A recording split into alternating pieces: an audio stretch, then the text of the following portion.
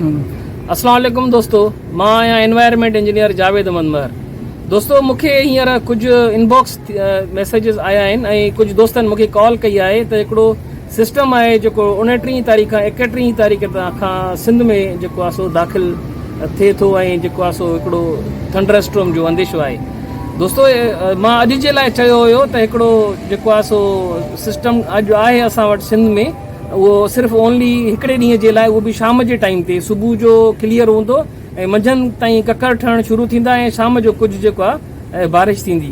बहरहाल जेको माण्हू ॻाल्हियूं कनि था त 29 तारीख़ 31 तारीख़ ताईं जेको आहे बारिश जो हिकिड़ो स्पेल अचे थो, उहो बिल्कुलु कुझु बि न आहे। हा, इहा आहे त बलोचिस्तान में हिकिड़ो लोकल क्लाउड्स उते ठहंदा बलोचिस्तान जी एरिया में, पर उहे उते ई डिस्पर्स थी था वञनि, उहे असां ॾे ट्रेवल नथा कनि। बाक़ी जेकॾहिं इहो आहे त असां वटि जेके लोकल क्लाउड्स फॉर्मेट थियनि था उन्हनि जी असां वटि रेन शावर थी सघे थो। ॿाहिरां कोई बि सिस्टम न आहे। तव्हांखे मां हीअ सॼी वीडियो ॾेखारियां थो त तव्हां सॼी ॾिसो त असांखे 5 सेप्टेम्बर ताईं किथां बि कोई बि थ्रेट कोन्हे। असां क्लियर आहियूं, असांजी सिंध क्लियर आहे। बाक़ी 5 सेप्टेम्बर खां पोइ जेके मां तव्हांखे ॿुधाया हुया त 2 हिकिड़ा सिस्टम जेके ठहण जी कोशिशि कनि था, पाण में मिलण जी कोशिशि कनि था, उन खां पोइ उहे जेकॾहिं डेवलप थियनि था ऐं असां वटि लो प्रेशर ठहे थो, बलोचिस्तान में ठहे थो त बि हलिया ईंदा, सिंध में ठहंदो त बि असां ॾे हलिया ईंदा। उहे आहिनि बे ऑफ बंगाल में।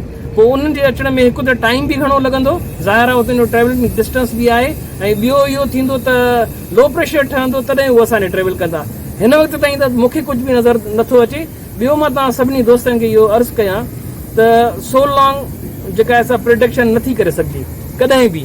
मां नथो चई सघां त जेका 3 ॾींहंनि खां पोइ छा थींदो। हा, इहो चई सघां थो त सिस्टम ट्रेवल करणु शुरू कयो आहे, उनजी एयर स्पीड, उन ट्रेवलिंग स्पीड केतिरी आहे, उन में प्रेसिपिटेशन जा चांसिस केतिरा आहिनि, केतिरो पाणी खणी अचनि था, क्लाउड्स जी हाइट केतिरी आहे, क्लाउड जी थिकनेस कहिड़ी आहे, काइंड ऑफ क्लाउड्स कहिड़ा आहिनि।